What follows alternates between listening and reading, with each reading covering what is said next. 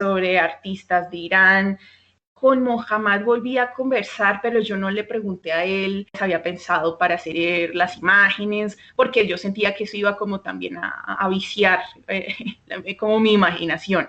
Le pregunté mejor como sobre conceptos amplios, qué pensaba él sobre la muerte, qué jugaba él cuando era niño, conceptos que yo veía que ya estaban enunciados en la imagen, porque tenía muchas protagonistas mujeres, tenía también había una imagen sobre la muerte, entonces yo conversé con él y eso también me dio unas herramientas muy bellas para seguir pensando en la historia. Después, casualmente, mi esposo me contó una historia de infancia, y esto fue como súper casual, en la que él me decía que enterró mensajes cuando era niño en el jardín de su abuela. Y yo quedé como, pero qué mensajes, y él, no me acuerdo, pero enterré mensajes por todo el jardín. Y yo decía, ¿qué es esto tan fantástico? Encontrarse esos mensajes y que eran esos mensajes y el niño que él era. Y esto a mí me conectó todo, ¿no? O sea, yo era, bueno, pero ¿cuál va a ser la historia? Yo tenía como las imágenes y la investigación y yo decía, pero ¿qué voy a contar? Y entonces dije, no, claro, está esto. Y entonces ahí vi a los protagonistas, porque las imágenes se repiten una niña y un niño, y dije, esto va a ser una niña que encuentra mensajes de un niño, y va a ser esa conversación a destiempos, y va a ser esa búsqueda por el niño. Entonces así empieza como este camino de A la sombra de un naranjo. Juliana, pues bueno, es muy interesante como todo este tema que nos cuentas con respecto a la creación de la sombra de un naranjo. A la vez, esto genera una serie de preguntas porque el formato en sí es muy retador. Haber hecho una disposición en rollo de este libro lo enfrenta a uno como a la forma como tal en que se lee y a los formatos de lectura en sí. Tú que eres promotora de lectura también, ¿cómo ves esa relación? ¿Cómo la hallas? ¿Cómo tan ligada el tema de la disposición de poder leer un libro y pues los formatos? Me gusta mucho esa relación como del alma de la historia con lo que es el objeto en sí, porque en esta historia creo que es muy atemporal y hay como una suerte de viaje en el tiempo, viaje fantástico, y las imágenes ya están hablando como de ese volver a los primeros libros. Las imágenes de Barrangui tienen mucho que ver como con la imagen del papiro, de esos primeros rollos. Entonces, encontrarnos con una historia más contemporánea que nos conversa a nosotros y a lo que también podemos estar viviendo y sintiendo, porque también es una historia sobre la distancia, sobre la amistad, sobre las culturas. Entonces, es muy bella esa conversación también con el formato. Entonces, es volver al primer libro, y es volver al primer libro no para imitarlo, sino para actualizar, de hecho, el tema, para actualizar ese primer libro y verlo con otros ojos, y como podernos dar este regalo, porque pues estos primeros libros están en un museo, están en la Biblioteca Nacional, pero no son libros que tengamos en nuestra biblioteca. Entonces es fantástico que podamos tener estos libros en la biblioteca y que además se lo podamos dar a los niños. Yo diría que este libro es para la familia, no diría que es solo para niños, justo por ese jugar del ver el libro. Esto puede ser incluso incómodo porque toca desplegarlo, pero esa incomodidad se presta luego para un juego y para algo como muy agradable, muy corporal. Toca desplegarlo en el piso, toca encontrar la forma para ir enrollando el otro lado. Es decir, es también ir conociendo el libro e ir volviéndolo como el amigo de uno, ¿no? Es primero un desconocido, no sé qué hacer con este rollo, no sé cómo se desenvuelve, y luego irlo como sintiendo, tocando, saber qué tan frágil es. Me parece que tiene vida, la verdad. Bastante curiosa esa forma porque pues en medio de todo también recuerda mucho como a los rituales que se hacían antes para poder leer como en una vaina un poco solemne y el hecho de que lo hayas trabajado por ejemplo en pareja, que hayas podido trabajar de la mano con el ilustrador, también nos lleva a ir a otra pregunta y es cómo es eso, cómo es trabajar con otra persona, con un ilustrador, por ejemplo, cómo fue trabajarlas en un libro como lo es Las Jorobadas con Dipacho. Buenísimo, para mí fue un mundo nuevo y me aportó mucho, aprendí muchísimo. Y bueno, desde la pregunta, tienes mucha razón, y de hecho para un escritor yo creo que es difícil, uno es muy solitario y uno quiere tener como control de ese universo y de la historia.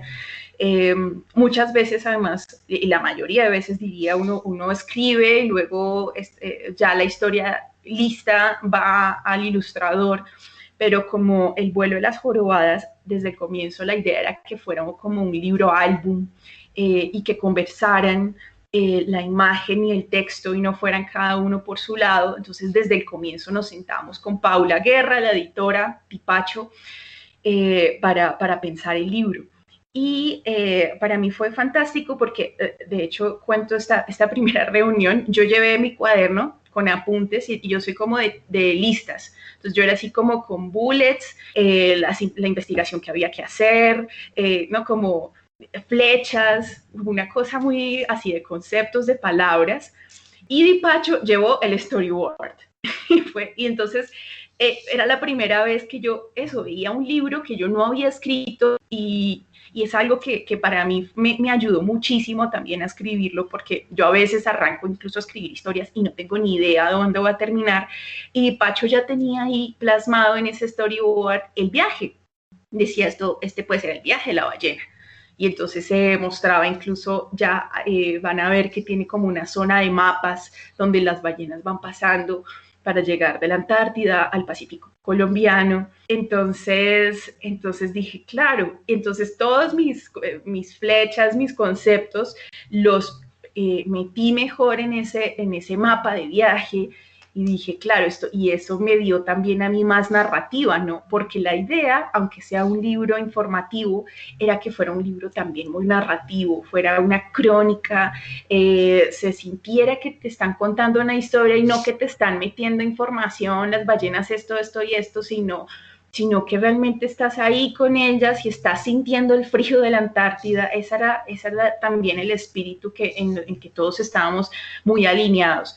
Entonces, con esa imagen de ese primer café entre los tres que Dipacho saca el storyboard, eso a mí me enseñó muchísimo sobre también concebir una historia total.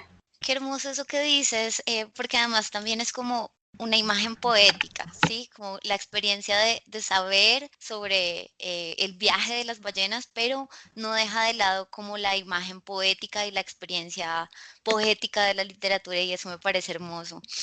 Bueno, yo creo que la última pregunta sería, bueno, aprovechando que tú tienes un taller de escribir para la infancia, sería como, ¿cómo se pueden abordar temáticas, digamos, como el abandono, la muerte, la soledad, y cómo se pueden comunicar estas temáticas a los primeros lectores, como los niños? Justo he estado con ese tema muy en la cabeza últimamente y creo que muchas veces plasmar esas ideas difíciles, temáticas difíciles en literatura infantil, que es coger algo muy complicado y descomplicarlo. No digo hacerlo tonto, no digo hacerlo superficial, no. Es quitarle, es mirarlo por capas, es hacerle preguntas, es jugar, ¿qué tal si? ¿Qué pasaría si? Como en el pato, la muerte y el tulipán, es ponerle una levantadora, es ponerle una sonrisa, es verla como algo tierno, es hacerse preguntas, es dibujar tal vez esas cosas que nos duelen, es poner también un final que dé algo de esperanza y no algo rotundo, no una certeza, porque también los adultos nos gusta movernos entre certezas, en cambio en la infancia yo creo que hay más preguntas, nos hacemos más preguntas, somos más curiosos, hay mucho asombro, entonces también es tratar estos temas con curiosidad, porque lo que a veces pasa es que los temas difíciles no queremos hablar de ellos. De hecho, les cuento que 24 señales para descubrir a un alien está vetado en colegios, a veces en las librerías. Me ha tocado así como en presente, como no, yo no le quiero, o sea, no quiero despertar esa herida de mi hija, justamente tiene una mala relación con el papá y yo no quiero abrir esa herida.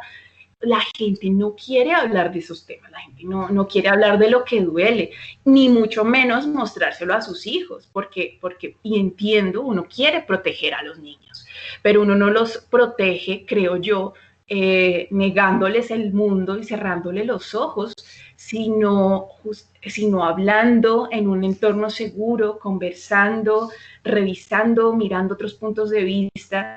Entonces, me encantan los libros que transgreden y que toman estos temas difíciles y me encantan para mí, me ayudan a mí a entender cosas a las que me resisto y que me duelen y ayudan a respirar mejor, como también incluso lo intenté hacer con La Quitapenas, que es el más reciente libro con Vicens Vives, en el que hablo también de una despedida de unas hermanas que deben separarse, pero hablo de todas las despedidas en general. Ay, qué hermoso eso que dices, Juliana. Mira que sí, yo desde la experiencia de las librerías, por ejemplo, muchas veces me encontré con padres que no estaban convencidos de llevar 24 señales para descubrir a un alien, pero bueno, creo que al final logré convencerlos precisamente porque era un libro que significaba muchísimo para mí, porque a pesar de que soy una adulta, creo que ese libro me ayudó como a encontrarme con la niña que fui y hacerle preguntas precisamente a la niña que fui. Entonces, bueno, como que me parece muy, muy lindo también poder relacionarnos desde la adultez como con todas estas temáticas de una manera tan inocente, tan diferente, como tan diferente. Bueno, Juliana, yo creo que ya con eso pues terminamos por hoy. Muchísimas gracias por aceptar esta invitación. A todos los lectores eléctricos que nos están escuchando, pues todos invitados a conocer el trabajo de Juliana Muñoz Toro, a conocer sus libros, a buscarlos en librerías y a seguir viajando con la literatura. Mil gracias por esta invitación, libreros eléctricos y bueno, oyentes, qué lindo, se siente cerca, se siente calientita esta conversación. Muchas gracias.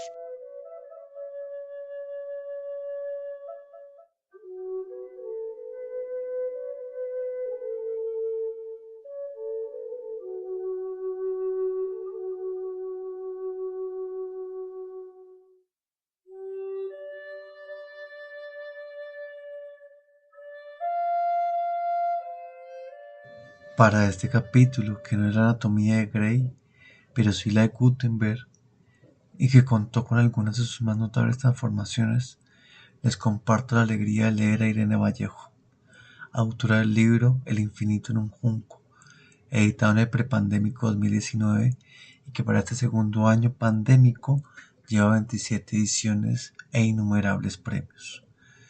Su subtítulo es La invención de los libros en el mundo antiguo, y no falla la verdad. Su recorrido por el occidente nos lleva a la mítica Alejandría, y todo el universo que circunda en el Mediterráneo se despliega como un papiro hasta irse transformando lentamente en un códice, tapa contra tapa y hojas al medio, como es el mismo artefacto en el que se lee a la autora. Aún hoy se me enchina la piel cuando releo la escena de Alejandro Magno, guardando y conservando como la joya más preciada su edición de la Ilíada. Me hace pensar en Lorca y su medio pan y un libro.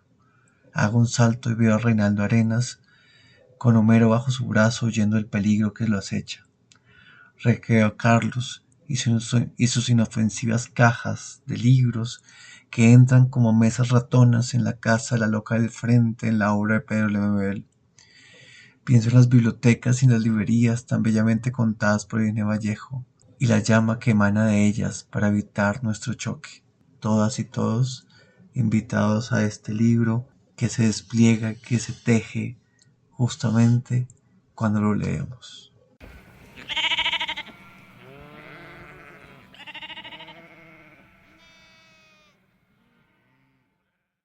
Hoy quería recomendarles un libro que nos permitiera jugar e interactuar con él. Un libro para volver a maravillarnos como niños que se acercan por primera vez a ese objeto mágico. El libro de hoy es un libro silente, una invitación a dejarnos llevar por las imágenes, por el cuerpo, por las manos, por el baile. Se trata de Flora y el flamenco de la autora e ilustradora Molly Idle. Y es que este libro es para mí el ejemplo